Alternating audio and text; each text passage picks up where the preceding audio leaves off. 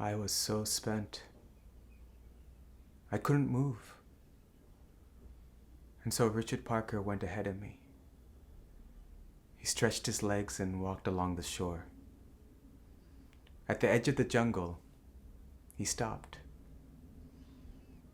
I was certain he was going to look back at me, flatten his ears to his head, growl, that he'd bring this relationship to an end in some way.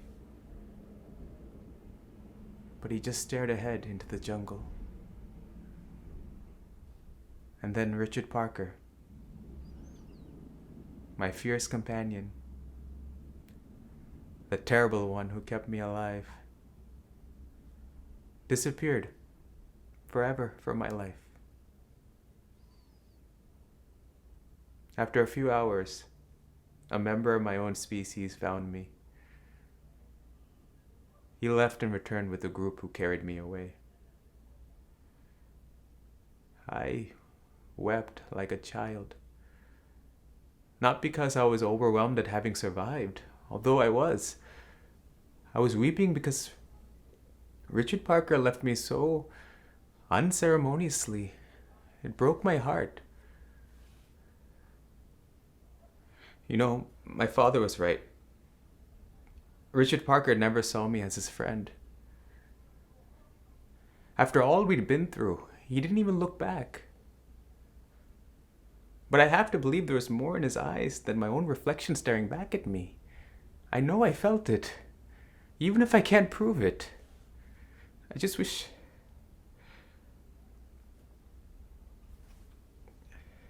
You know, I've left so much behind. My family, the zoo, Anandi, India. I suppose in the end, the whole of life becomes an act of letting go.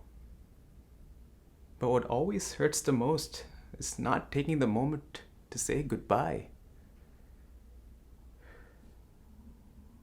I was never able to thank my father for all I learned from him, to tell him that without his lessons, I would never have survived. And I know he's a tiger, but I wish I'd said, it's over. We've survived. Thank you for saving my life. I love you, Richard Parker. You will always be with me. May God be with you.